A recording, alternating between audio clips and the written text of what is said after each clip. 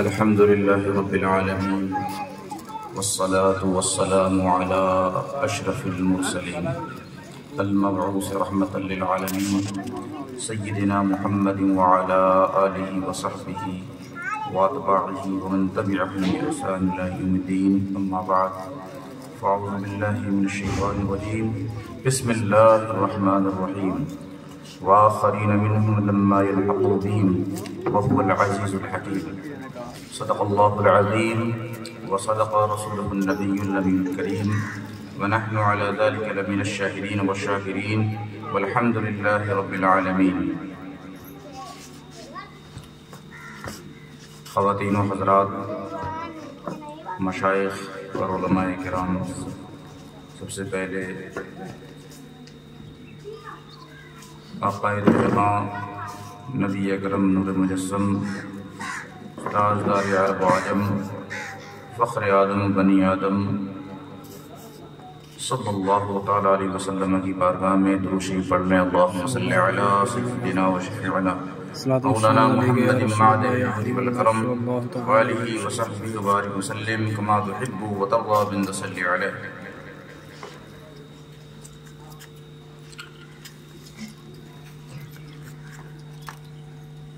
آج ہمارے لیے بڑی سعادت کی بات ہے کہ اصح الکتب بعد کتاب اللہ صحیح البخاری کے آخری حدیث کا درس دینے کی سعادت حاصل ہو رہی ہے، اور دوسری بار ختم بخاری کرانے کا شرف حاصل ہو رہا ہے.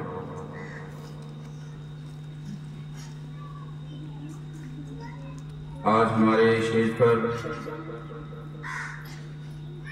جو بزرگ شخصیت جلوہ ہے اور جن کی سرپرستی میں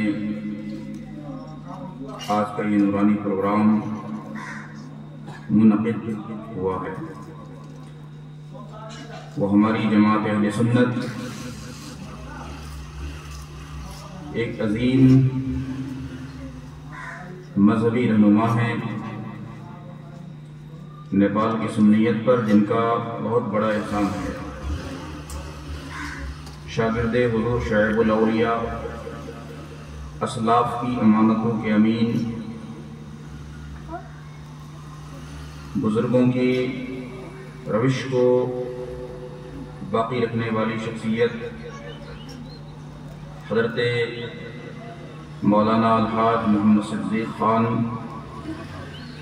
شیر نیپال دامت برکاتہم العالیہ، ان کی روحانی سرپرستی ہم سب کو حاصل ہے. حضرت کا وجود مسعود یہ ہم سب کے لیے باعث برکت ہے. اس وقت نیپال کی سرزمین پر جماعت اہل سنت کے علماء میں سب سے عمر رسیدہ اور باعمل روحانی شخصیت آتی ہے. اللہ تعالی حضرت کے سائے کرم کو دراز فرمائے، آپ کو صحت و توانائی عطا فرمائے. شدید علالت کے باوجود آپ اپنے فرائض منصبی کو انجام دے رہے ہیں. میں مبارکباد پیش کرنا چاہتا ہوں اس ادارے کے بانی معمار قوم و ملت حضرت مولانا غیاث الدین عارف مصباحی دامت ظلہ العالی کو کہ آپ نے نیپال جیسی بیاب و گیا سرزمین پر علم کا ایک گلشن تعمیر فرما کر خواتین اسلام کو دین سیکھنے سکھانے کا موقع عنایت فرمایا، اور آپ نے وہ باغ لگایا ہے جس باغ کی خوشبو نسل در نسل ہماری امت کے نوجوانوں کو خوشبو فراہم کرتی رہے گی، اور نیپال کی جو تاریکیاں ہیں وہ چھٹ جائیں گی. ان کی بڑی قربانیاں ہیں امت کی تعمیر میں، اور دراصل یہی تعمیر امت ہے۔ اس اسٹیج پر بہت سارے علماء جمع ہیں، معمار قوم ملت حضرت مولانا ابوالوفا صاحب بھی موجود ہیں۔ آپ کی شرکت اور جتنے علماء ہیں، نعت خواں ہیں، سب کی شرکت باعث برکت ہے۔ اس مدرسہ یا جامعہ قدر النساء کی معلمات قابل مبارکباد ہیں اور لائق تبلیغ ہیں، تحسین ہیں کہ انہوں نے اب تک اس کے 5 بیچ نکالے جن کو فراغت دی جا رہی ہے۔ ان کا بہت بڑا کردار ہے۔ اللہ تبارک و تعالی ان خواتین معلمات کی عمر میں، علم میں، صحت میں برکتیں عطا فرمائے۔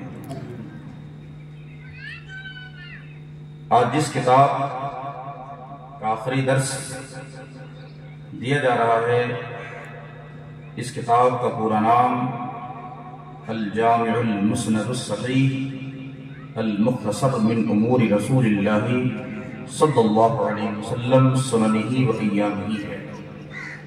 یہ ایک لمبا نام ہے اس کتاب کا، لیکن اختصار کے ساتھ اس کو صحیح البخاری کہتے ہیں۔ اس کتاب کی اہمیت اتنی زیادہ ہے کہ جب سے یہ کتاب لکھی گئی تب سے اس کے درس کا سلسلہ موقوف نہ ہوا۔ خود سیدنا امام محمد بن اسماعیل بخاری رحمۃ اللہ علیہ سے جن لوگوں نے اس کتاب کا درس حاصل کیا، ان کی تعداد مورخین نے 90,000 لکھی۔ 90,000 علماء اور محدثین نے اس کتاب کا درس خود امام بخاری سے لیا ان کے زمانے میں، جبکہ ان کی عمر بہت مختصر ہوئی، 61 سال کی عمر میں وصال کر گئے، 61 سال 11 ماہ 18 دن۔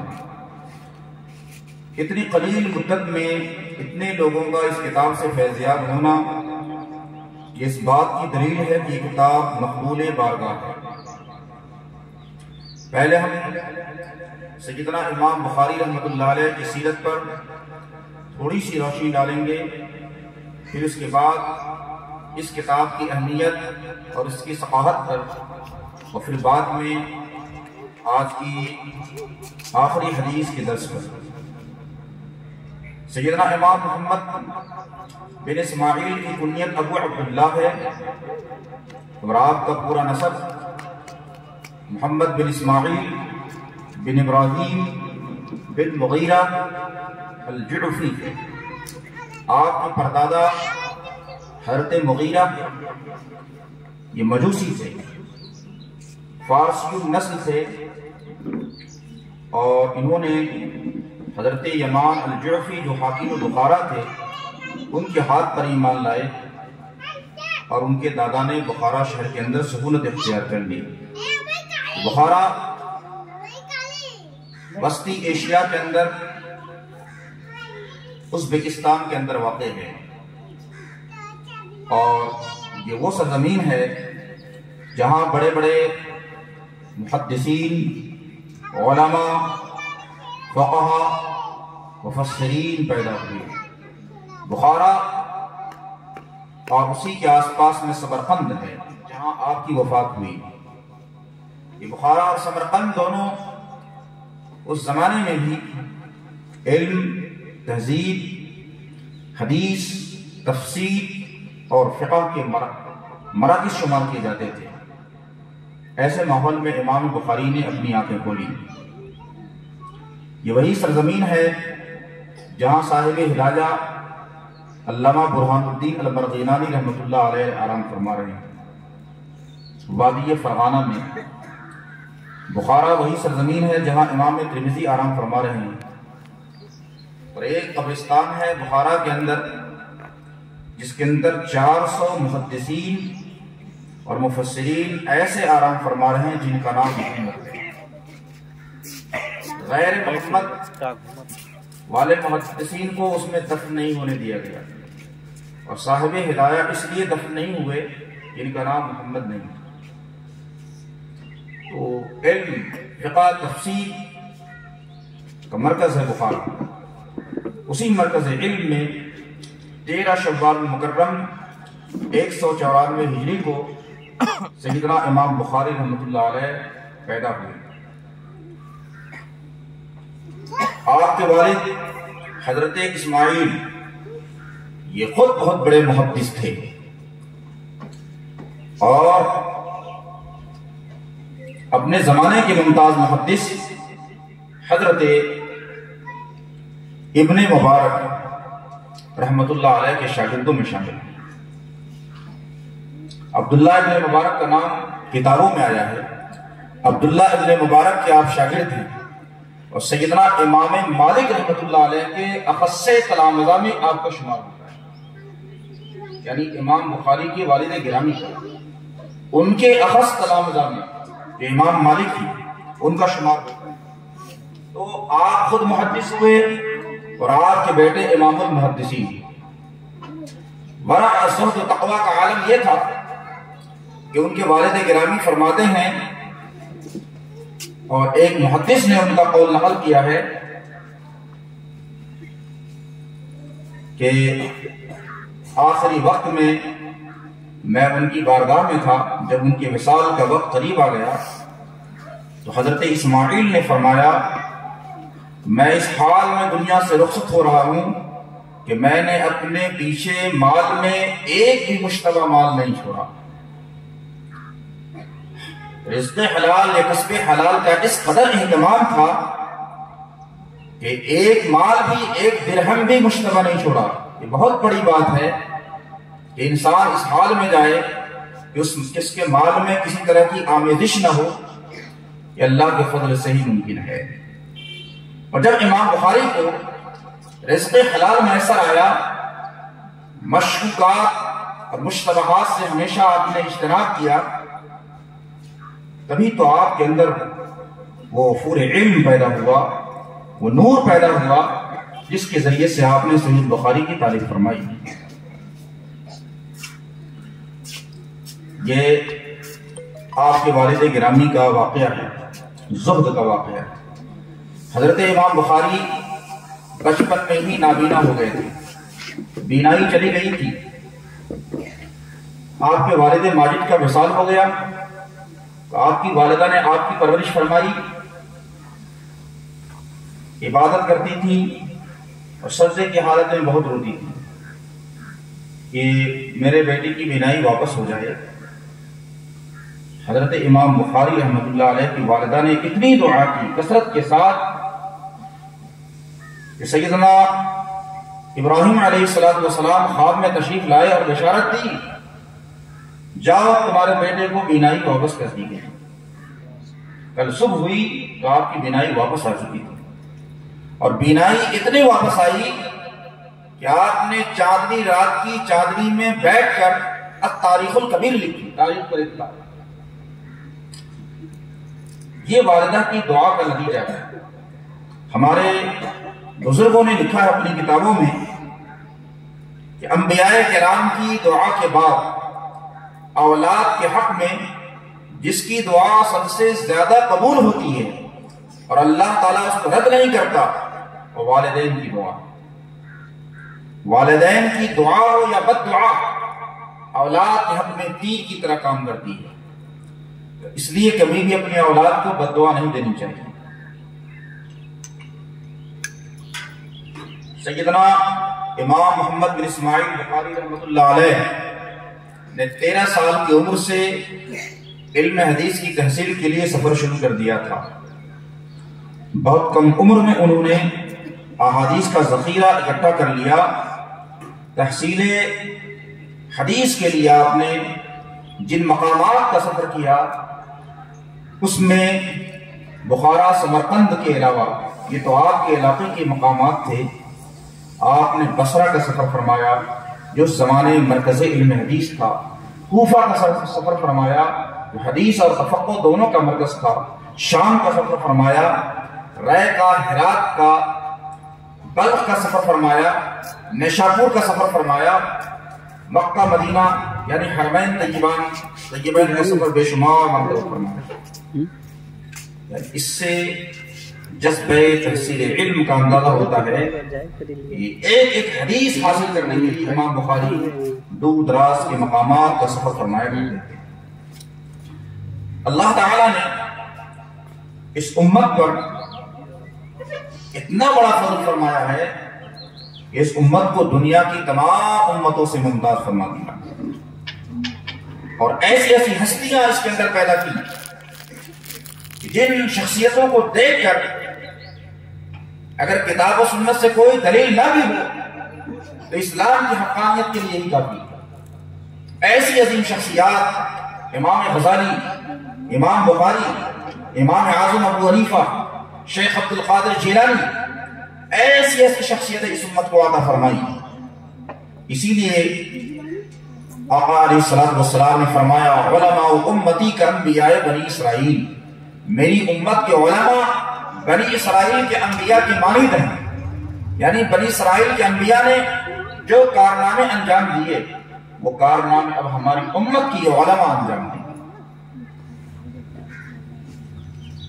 امام بخاری رحمۃ اللہ علیہ کا حافظہ بڑا قوی تھا، جو سن لیتے تھے آپ کے ذہن سے محو نہیں ہوتا تھا۔ آپ جب درس میں ایک محدث کے درس میں بیٹھے ہوئے تھے اور دوسرے طلبہ احادیث کو لکھا کرتے تھے اور آپ حدیث کو لکھتے نہیں تھے، محفوظ کر لیتے تھے، تو استاد نے کہا کہ سبھی لکھتے ہیں اور آپ نہیں لکھتے، تو آپ نے فرمایا آپ نے جتنی حدیثیں روایت کی وہ سب مجھے یاد ہے، اور ان کی بیان کردہ روایت کردہ تمام حدیثوں کے امام بخاری نے سنا دیا، تو غزل کا حافظہ آپ نے پایا۔ اب تھوڑی گفتگو کتاب کے حوالے سے۔ یہ کتاب جو صحیح البخاری ہے، اس کو آپ نے ایک دن کے اندر، ایک سال میں، 2 سال میں نہیں لکھا، بلکہ صحیح البخاری کو جمع کرنے میں آپ کو 16 سال لگ گئے۔ 16 سال میں یہ کتاب مکمل ہوئی۔ وہ کتاب کس انداز میں لکھی، کہاں لکھی؟ حرم شریف میں بیٹھ کر کتاب لکھی، اور ایک حدیث لکھنے کے لیے اہتمام یہ تھا کہ امام بخاری تازہ غسل فرماتے، پھر اس کے بعد 2 رکعت نماز ادا فرماتے، پھر استخارہ کرتے، پھر استخارہ کے ذریعے سے آپ کو اس حدیث کی صحت کا یقین ہو جاتا تھا، تب اس کو درجے کتاب فرماتے۔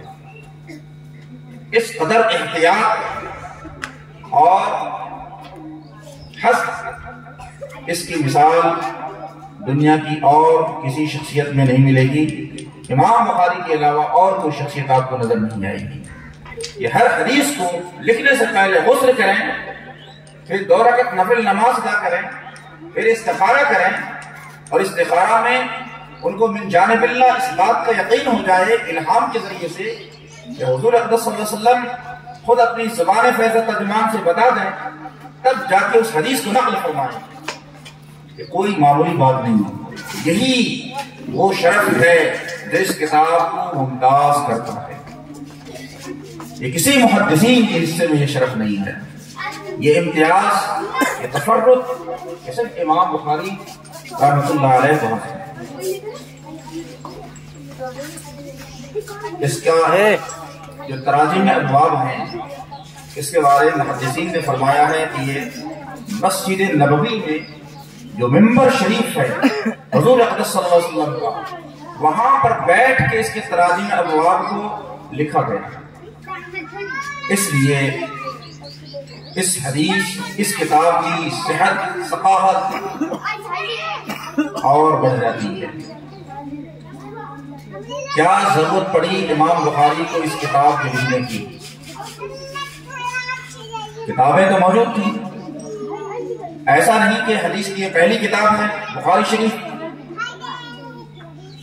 آج کل کچھ کم فہم لوگ جو اپنے آپ کو قرآن محدث سمجھتے ہیں، یہ غیر مقلدین کا جو طبقہ ہے، وہ کہتا ہے کہ آپ بخاری میں دکھا دو تب مانیں گے۔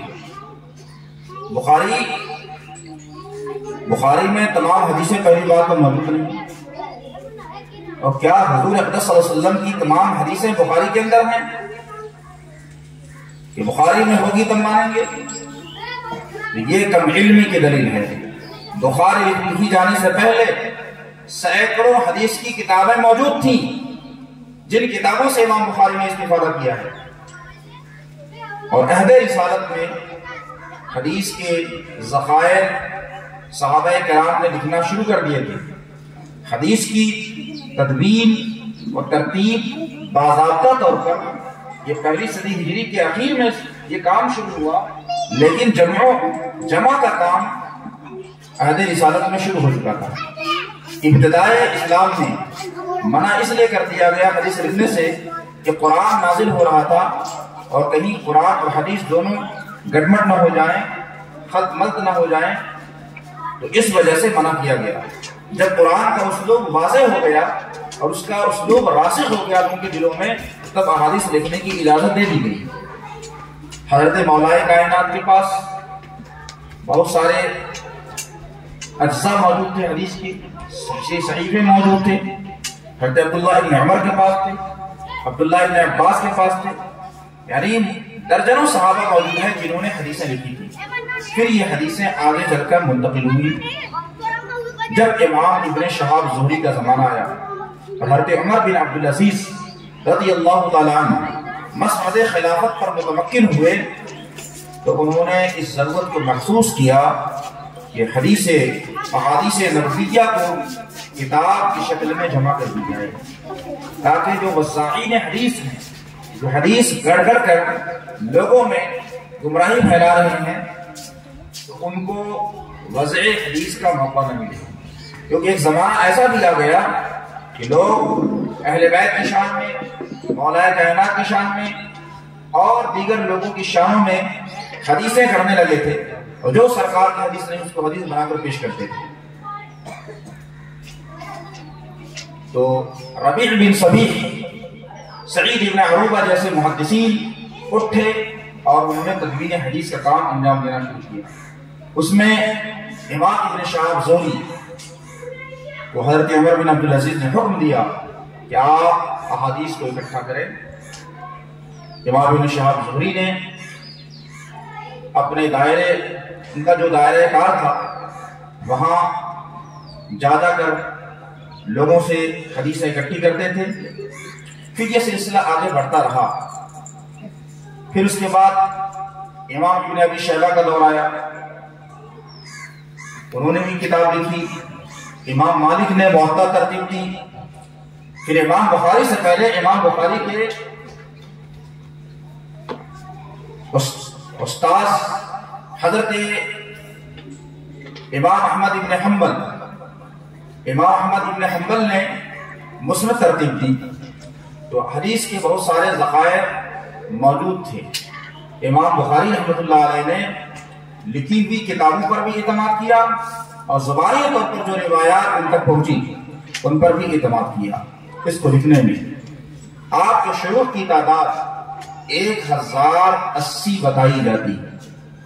امام بخاری نے 1080 شیوخ سے یعنی اساتذہ سے علم حاصل کیا، اور امام بخاری کی ثقافت کا اندازہ اس سے لگا سکتے ہیں۔ ایک مرتبہ آپ سمندری سفر فرما رہے تھے، کشتی سے سفر فرما رہے تھے، سمندر میں کشتی میں ایک شخص ایسا بھی تھا جو آپ سے قریب ہو گیا اور اس نے دوستی کر لی اور اپنی باتوں کے ذریعے سے آپ کو اعتماد میں لے لیا۔ اس وقت 1000 اشرفیاں امام بخاری کے پاس موجود تھی۔ امام بخاری نے اس شخص کو ان اشرفیوں کی اطلاع دے دی کہ میرے پاس اشرفیاں موجود ہیں۔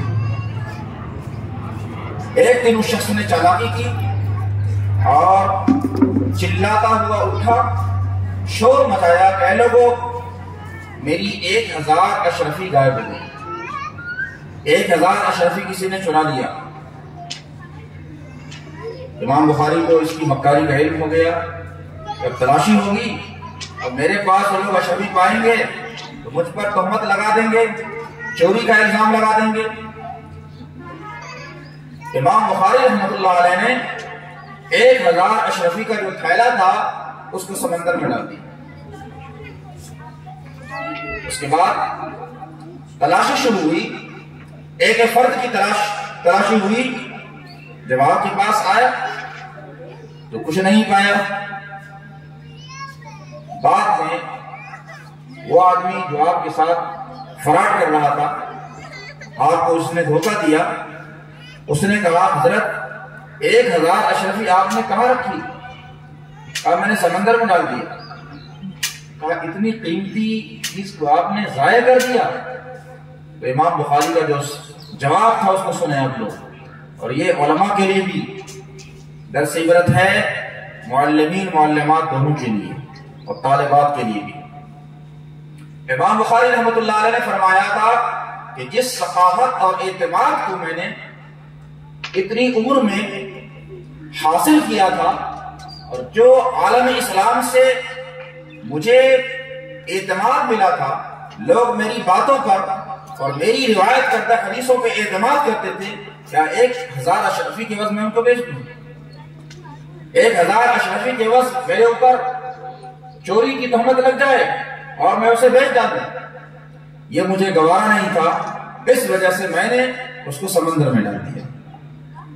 اس سے پتہ یہ چلا کہ اہل علم کو شبہات کی جگہوں سے بھی بچنا چاہیے۔ اتقوا مواضع التہم، اسی لیے کہا گیا ہے تہمت کی جگہوں سے بچو۔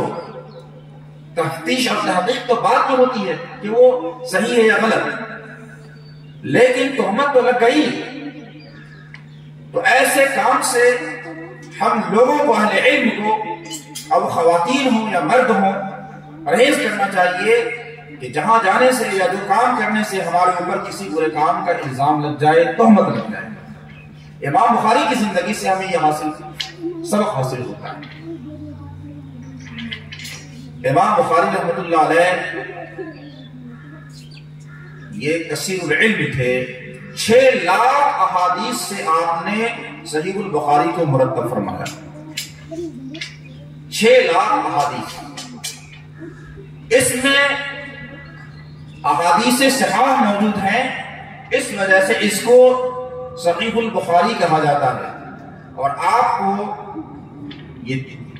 اس کتاب کو لکھنے کی ضرورت اس لیے پیش آئی کہ اب تک جو کتابیں ترتیب پائی تھیں، خواہ وہ موطا کی شکل میں ہو یا مصنف کی شکل میں ہو یا مسند کی شکل میں ہو، ان کتابوں میں صحیح، ضعیف، حسن ہر درجے کی احادیث شامل تھی، حسان، ضعاف، صحاح۔ امام بخاری نے چاہا کہ ہم ایک ایسا مجموعہ تیار کریں جس کے اندر احادیث صحاح غالب ہیں۔ تحقیق کرنے پر 180 احادیث ایسی ملی ہیں جس کے اندر ضعیف ہے، اور یہ کوئی سمجھیے اس میں قباحت کی بات نہیں ہے۔ اگر ہزاروں احادیث کے ذخائر میں اگر 180 حدیثیں حسن کے درجے پہ آتی ہیں یا ضعاف کے درجے میں شامل ہوتی ہیں تو بخاری کے لیے یہ قادر نہیں۔ اور کوئی حدیث صحیح، ضعیف یا حسن کیوں ہوتی ہے تو بجائے خود یہ متن کے اعتبار سے نہیں ہوتی ہے، بلکہ راویوں میں کچھ کمی رہ جاتی ہے، ضبط میں، حفظ میں، کثرت غلط میں، وہم کی وجہ سے، کذب کی وجہ سے یا کسی اور وجہ سے، تب جا کے وہ حدیث ضعیف ہوتی ہے یا حسن ہوتی ہے۔ تو 6 لاکھ احادیث جو آپ کو یاد تھی، ان میں سے آپ نے صحیح بخاری کو مرتب فرمایا۔ حضرت حافظ ابن صلاح جو بہت بڑے محدث ہیں اور جن کی کتاب مقدمہ ابن صلاح پڑھائی جاتی ہے، وہ لکھتے ہیں کہ بخاری شریف کے اندر کل احادیث کی تعداد 7372 ہے، اور بھی محدثین نے الگ الگ باتیں اور اس کی تعداد پیش کی ہیں. مقررات کو اگر حذف کر دیا جائے، یعنی جو بار بار جو احادیث آئی ہیں، تو مقررات کے حذف کرنے کے بعد ان کی تعداد 4000 بنتی ہے. اسی کے آس پاس حضرت امام احمد بن حنبل رحمۃ اللہ علیہ کو 10 لاکھ حدیثیں یاد تھی، اور 10 لاکھ احادیث کے ذخائر سے انہوں نے مسند احمد بن حنبل ترتیب دیا تھا. امام بخاری کے اساتذہ میں یحییٰ بن معین جیسے محدث شامل ہیں، علی بن المدینی جیسے محدث شامل ہیں، اسحاق بن راہویہ جیسے محدث شامل ہیں، حضرت حمیدی جیسے محدث شامل ہیں. یہ اپنے اپنے دور کے مستند اور معتبر محدثین تھے جن سے امام بخاری نے اس علم کو حاصل کیا. اور اس بخاری کی ایک خصوصیت یہ بھی ہے کہ اس کے اندر ثلاثیات کا بھی اہتمام کیا گیا ہے. ثلاثیات بخاری یعنی 3 واسطوں سے، 3 راویوں سے امام بخاری حضور صلی اللہ علیہ وسلم تک پہنچ جاتے ہیں، اور آپ کے اور حضور صلی اللہ علیہ وسلم کے درمیان صرف 3 راویوں کا واسطہ ہے. اس کو امام بخاری نے بڑے اہتمام کے ساتھ ثلاثیات الامام البخاری کے نام سے بیان کیا ہے. اس میں بھی لکھا ہوگا جہاں ثلاثیات ہے. 21 احادیث ایسی ہیں جو ثلاثیات بخاری ہیں. یہ بڑے شرف کی بات ہے. لیکن آپ کو یہ سن کر بڑی حیرت ہوگی کہ اس میں سے 19 ثلاثیات ایسی ہیں جن کے راوی براہ راست امام اعظم ابو حنیفہ کے شاگرد ہیں. امام اعظم ابو حنیفہ کے شاگرد ہیں اور ان سے امام بخاری نے براہ راست ان ثلاثیات کو روایت کیا ہے. اس میں ایک نام ہے ابو الضحاک عاصم بن نبیل، اور محمد بن ابراہیم المکی، یحییٰ بن سعید الانصاری. یہ وہ محدثین ہیں جو امام بخاری کے استاذ ہیں اور براہ راست امام اعظم ابو حنیفہ کے بھی شاگرد ہیں. تو یہ ایک پس منظر تھا بخاری شریف کا اور امام بخاری کی سیرت کا. اب ہم اصل کتاب کی طرف آتے ہیں. ہمارے ساتھ ساتھ آپ بھی پڑھیں. بسم اللہ الرحمن الرحیم. باب قول اللہ وَنَضَعُ الْمَوَازِينَ الْقِسْطَ لِيَوْمِ الْقِيَامَةِ وَأَنَّ أَعْمَالَ بَنِي آدَمَ وَقَوْلَهُمْ تُوزَنُ. وقال مجاهد القسطاس العدل بالرومية. ويقال القسط مصدر المقسط وهو العادل، وأما القاسط فهو الجاير. حدثنا أحمد بن أشكار قال حدثنا محمد بن فضيل عن عمارة بن القعقاع عن نبي زرعة عن نبي هريرة رضي الله تعالى عنه قال النبي صلى الله عليه وسلم كلمتان حبيبتان إلى الرحمن خفيفتان على اللسان ثقيلتان في الميزان سبحان الله وبحمده سبحان الله العظيم. امام بخاری نے اس کتاب کا آغاز کتاب الایمان سے فرمایا ہے اور اس کا اختتام کتاب التوحید پہ کر رہے ہیں، اور اپنی کتاب کے اختتام کے لیے باب وہ باندھا جس سے عقیدہ اہل سنت کی وضاحت ہو اور عقیدہ اہل بدعت کا رد ہو، جہمیہ کا رد ہو، معتزلہ کا رد ہو. اس لیے اس باب کے لیے وہ حدیث لے کر آئے جس سے معتزلہ کے عقائد کا رد ہو. کیونکہ امام بخاری بھی جانتے تھے کہ ہم نے جو کچھ کام انجام دیا ہے، اگر اس کے ذریعے سے عقیدے کی حفاظت کا کام ہو گیا تو اسی میں ہماری نجات ہے. اسی لیے اخیر میں باب العقائد سے یہ باب لے کر آتے ہیں کہ بنی آدم کے اعمال اور ان کے اقوال وزن کیے جائیں گے۔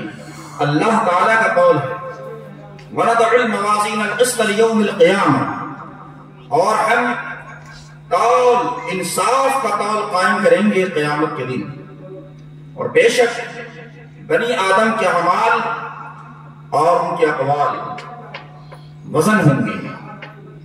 اور امام مجاہد نے فرمایا القسطاس یا القسطاس اس کا معنی عدل ہے رومی زبان کے اندر، اور کہا جاتا ہے کہ قسط مقصد کا مصدر ہے اور اس کا معنی ہوتا ہے عادل۔ وَأَمَّا الْقَاسِطُ فَهُوَ الْجَائِرُ، قاسط کا معنی تو وہ ظالم ہے۔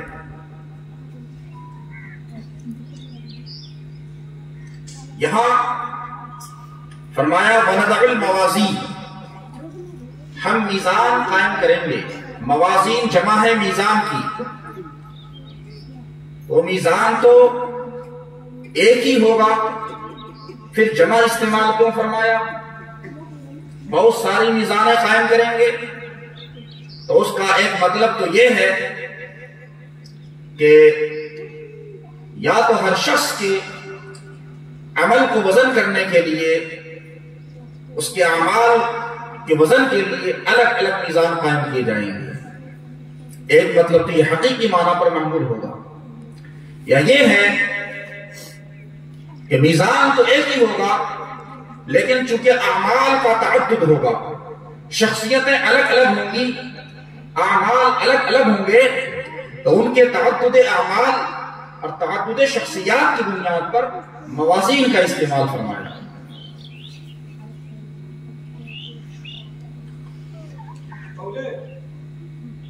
پھر اس کے بعد فرمایا وَأَنَّ أَعْمَالَ بَنِي آدَمَ وَقَوْلَهُمْ تُوزَنُ، بنی آدم کے اعمال اور اس کے اقوال وزن کیے جائیں گے۔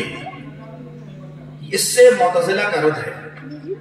معتزلہ کا عقیدہ یہ ہے، جہمیہ کا عقیدہ یہ ہے کہ جو بنی آدم کے اعمال ہیں یا اقوال ہیں یہ وزن نہیں ہوں گے، ان کو وزن نہیں کیا جا سکتا، وزن کرنا ناممکن ہے، اس لیے کہ اعمال اعراض کے قبیل سے ہیں، اور اعراض کو کیسے وزن کیا جا سکتا ہے؟ اس کو مثال کے طور پر سمجھیں، جیسے رنگ ہے کپڑے کے اندر، کپڑے کے اندر کپڑا جوہر ہے اور رنگ اس کا عرض ہے۔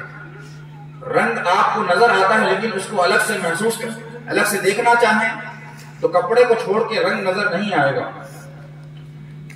جیسے دوسری مثال، جیسے گلاب ہے، گلاب کی خوشبو نظر آتی ہے آپ کو، تو گلاب کا پھول تو نظر آ رہا ہے لیکن خوشبو ایک عرض ہے، وہ نظر آنے والی چیز نہیں ہے۔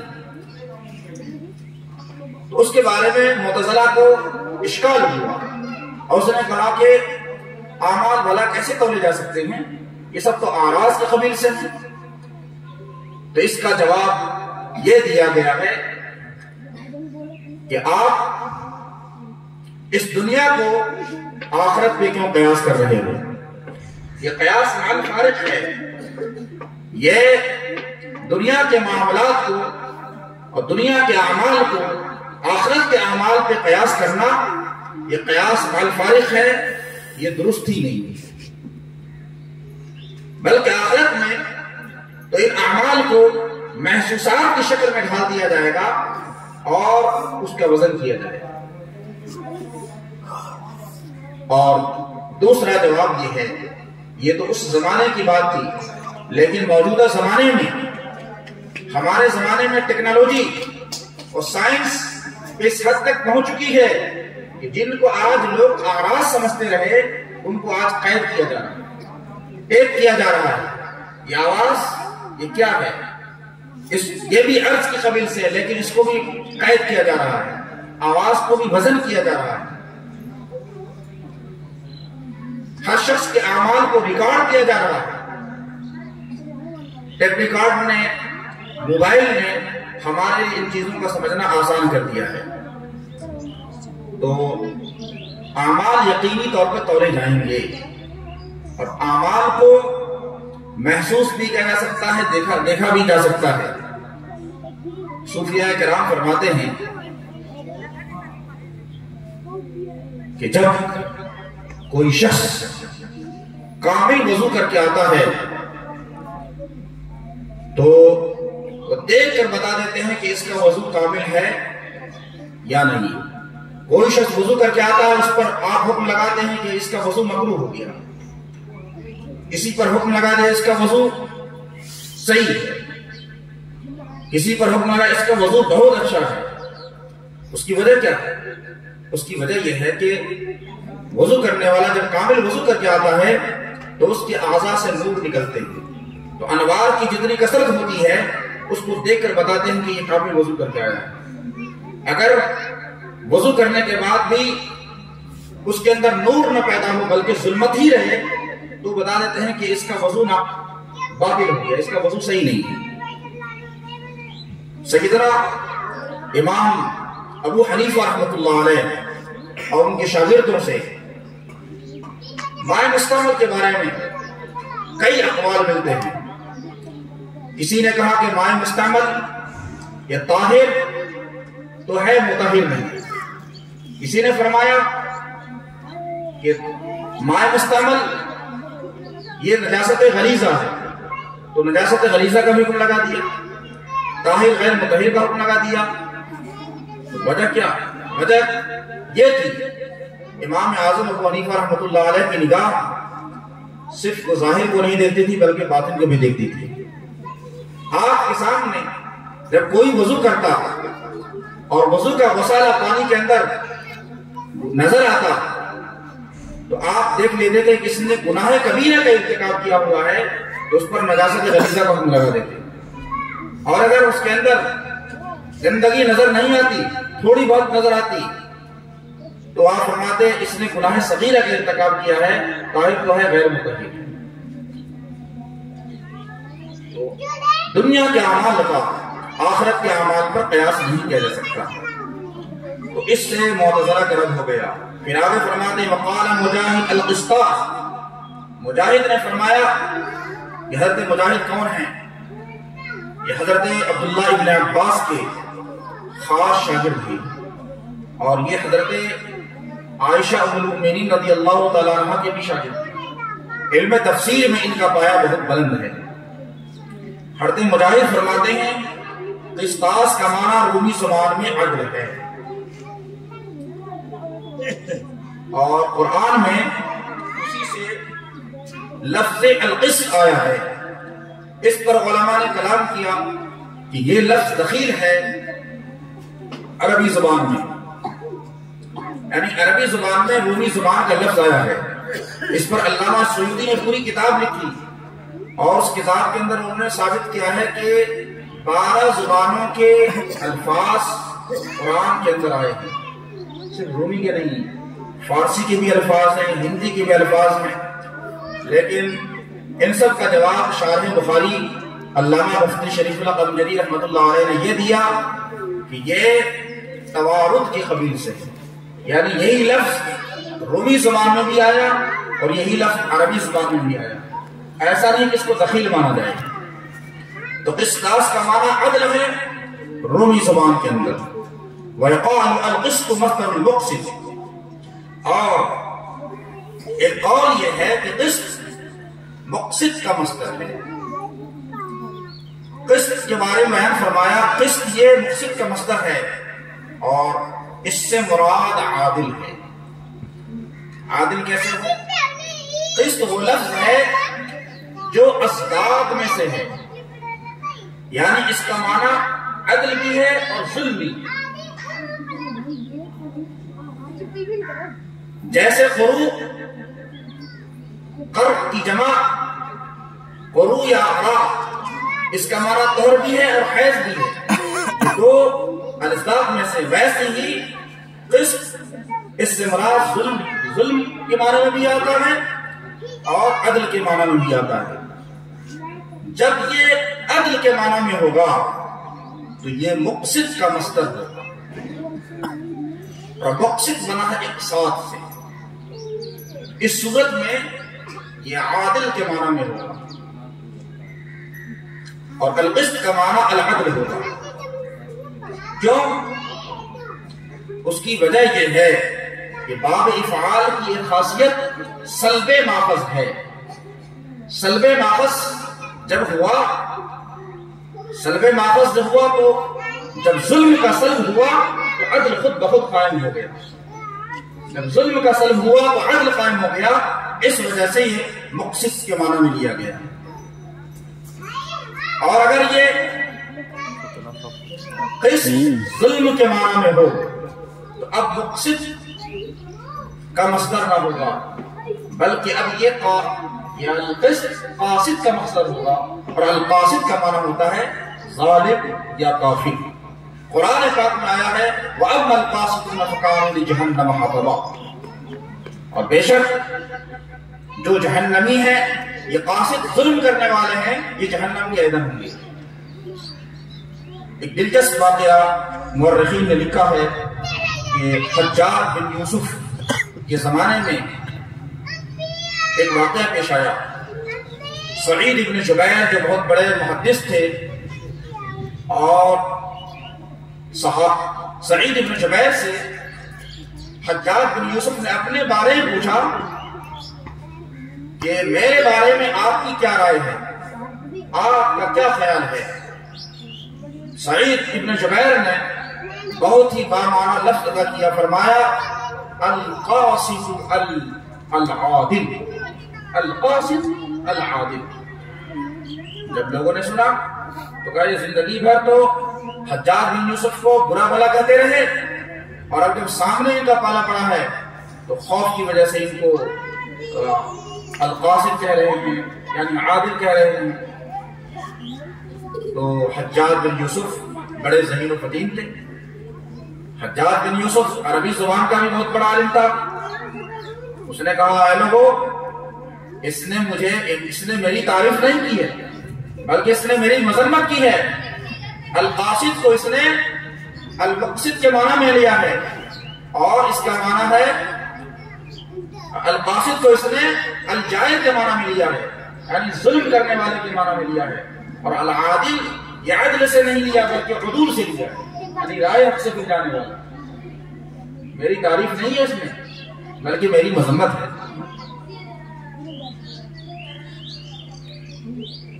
امام بخاری فرماتے ہیں کہ ہم سے حدیث بیان کی احمد ابن اشقاب نے.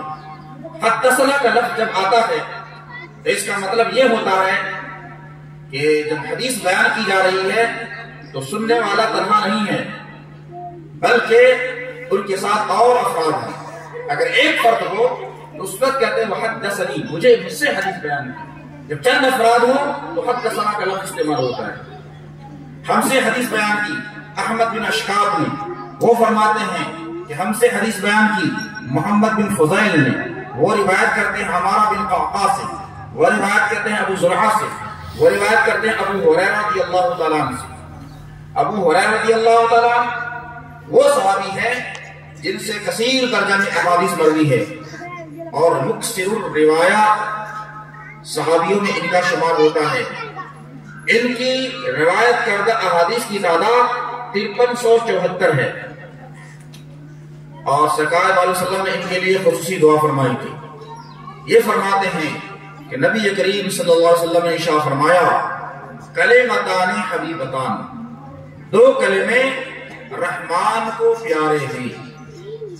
کلمتان سے کیا مراد ہے؟ کلمتان یہ کلمہ کی تثنیہ ہے تو کلمہ سے یہاں کیا مراد ہے؟ کیا یہ کلمہ نحوی مراد ہے, کلمہ اصطلاحی مراد ہے؟ نہیں, یہ کلمہ نحوی مراد نہیں ہے بلکہ یہاں کلمے سے کلمہ کا لغوی معنی مراد ہے. جیسے بولتے ہیں کلمۃ الخطاب, پورے خطاب کو ایک کلمہ ہی کہتے ہیں. اور اسی سے قرآن پاک میں الیہ یصعد الکلم الطیب, اسی کی طرف پاکیزہ کلمے چڑھتے ہیں. تو کلمہ سے لغوی معنی مراد ہے, اصطلاحی نہیں. دو کلمے رحمان کو محبوب ہیں, حبیبتان یہ محبوبتان کے معنی میں, یعنی فعیل بمعنی مفعول ہے، جیسے جریح مجروح کے معنی میں اور قتیل مقتول کے معنی میں آتا ہے۔ اب یہاں سوال پیدا ہوتا ہے کہ حبیب بروزن فعیل ہے، حبیب بروزن فعیل یہ وزن ہے جس میں مذکر و مؤنث دونوں برابر ہوتے ہیں، یعنی اس کا استعمال مذکر کے لیے بھی ہوتا ہے اور مؤنث کے لیے بھی ہوتا ہے۔ تو چاہیے تو یہ تھا کہ کلمتان حبیبان الرحمن کہا جاتا، تا کا اضافہ کیوں کیا گیا؟ تو اس کا جواب یہ دیا جائے گا کہ حبیبتان تا کے ساتھ اس لیے کہا گیا تاکہ دیگر کلمات سے موافقت ہو جائے، کیونکہ آگے خفیفتان پھر ثقیلتان، اس سے موافقت کی وجہ سے اس کا استعمال کیا گیا۔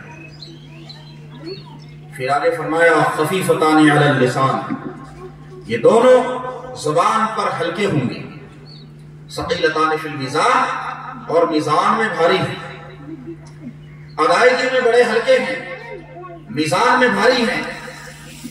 حدیث پاک میں آیا ہے سبحان اللہ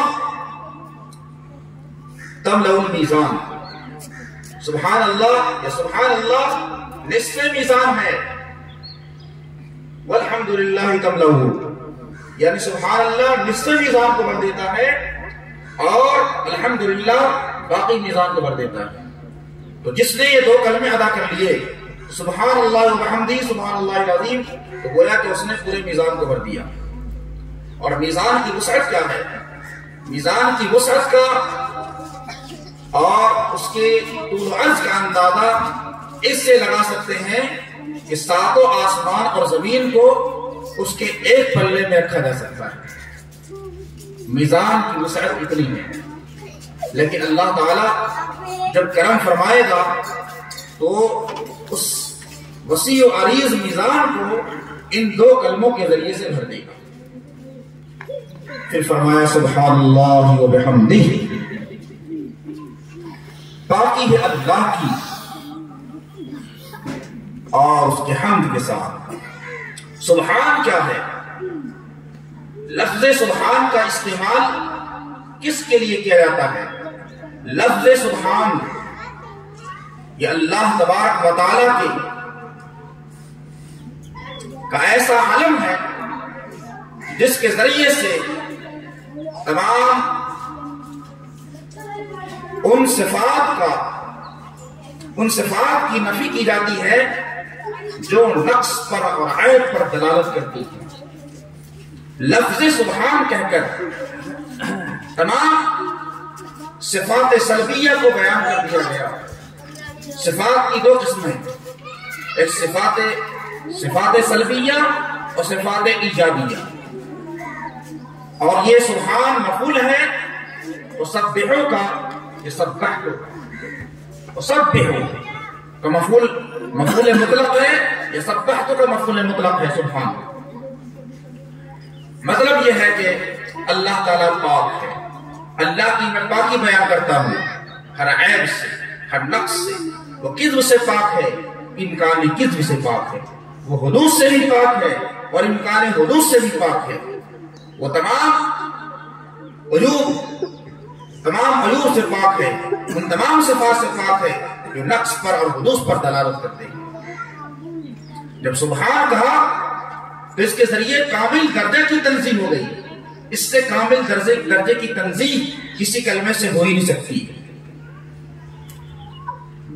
جب اللہ کے لیے کہا گیا العلیم تو اس کی ضد جو الجہل ہے اس سے پاک، جب القادر کہا تو اس کی اس کا ضد جو العجز ہے اس سے پاک ہے، جب اس کو الصادق کہا تو اس کا جو ضد ہے کذب اس سے پاک ہے۔ تو سبحان کے ذریعے سے تمام صفات سلبیہ سے تنزیہ مقصود ہے، کامل درجے کی تنزیہ مقصود ہے، اسی لیے اس کو لایا گیا۔ اور وہ بحمدہ یہ اللہ تبارک و تعالیٰ کی جو صفات ایجابیہ ہیں اس کا ذکر ہے۔ صفات سلبیہ اور ایجابیہ دونوں کے ایک مقام پہ بیان فرمایا، پھر فرمایا سبحان اللہ العظیم. تو سارے لوگ ایک ساتھ ہمارے ساتھ پڑھ لیں سبحان اللہ و بحمدہ سبحان اللہ العظیم سبحان اللہ و بحمدہ سبحان اللہ العظیم. امام بخاری رحمۃ اللہ علیہ کا یہ کمال ہے، آپ کی خصوصیت ہے کہ آپ اس کتاب کا اختتام جب فرماتے ہیں تو اس کے لیے اپنی طرف سے کوئی لفظ نہیں لاتے بلکہ حدیث پاک ہی کو لاتے ہیں اور حدیث کا وہ حصہ لاتے ہیں جس سے اللہ تبارک و تعالیٰ کی کامل درجے میں تنزیہ ہو جائے اور کامل درجے میں اس کی صفات جمالیہ اور جلالیہ، صفات جمالیہ اور صفات جلالیہ دونوں کا اظہار ہو جائے. سبحان اللہ خدا تبارک و تعالیٰ کی صفات جلالیہ کا مظہر ہے تو وہ بحمدہ خدا تعالیٰ کی صفات جمالیہ کا مظہر ہے. سبحان اللہ صفات سبحان اللہ کے ذریعے سے صفات سلبیہ کو بیان کر دیا گیا تو بحمدہ کے ذریعے سے صفات ایجابیہ کو بیان کر دیا گیا. اللہ تبارک و تعالی ہمیں اور آپ سب کو اس کتاب میں درج احادیث پر عمل کرنے کی توفیق عطا فرمائے اور امام بخاری کا خاص فیض عطا فرمائے اور عقید اہل سنت جماعت پر ہمیں استقامت عطا فرمائے. اس کتاب کی سند متعدد واسطوں سے ہم تک پہنچی ہے. میرے استاد گرامی محدث جلیل حضرت علامہ عبدالشکور مصباحی رحمۃ اللہ علیہ نے مجھے اس کی اجازت عطا فرمائی. ان کو استاد العلماء حضور حافظ ملت علیہ رحمۃ و رضوان نے، ان کو حضور صدر الشریعہ نے اور ان کو سیدی اعلیٰ حضرت امام اہل سنت نے یہ اجازت عطا فرمائی. میں بھی اس طریقے سے آپ کو اجازت دیتا ہوں. دوسری سند ہماری ہے، ہمیں اجازت دی بخاری بلکہ تمام سیاح ستہ کی اس زمانے کے امام المحدثین علامہ ضیاء المصطفیٰ قادری دامت برکاتہم العالیہ نے. ان کو اجازت حدیث حاصل ہوئی حضور حافظ ملت اور حضور مفتی اعظم ہند سے، ان کو سیدی اعلیٰ حضرت سے. اس طریق سے بھی آپ کو اجازت میں دیتا ہوں. تیسری سند ہماری ہے سراج الفقہاء محقق مسائل جدیدہ حضرت علامہ مفتی محمد نظام الدین رضوی نے مجھے اس کی اجازت دی اور ان کی سند بھی وہی ہے. اس سند سے بھی آپ کو اجازت دی جاتی ہے. اللہ تبارک و تعالی ہم سب کو حسن عمل کی توفیق عطا فرمائے. وآخر دعوانا الحمدللہ رب العالمین. استغفر اللہ ربی من کل ذنب واتوب الیہ. لا الہ الا اللہ محمد رسول اللہ.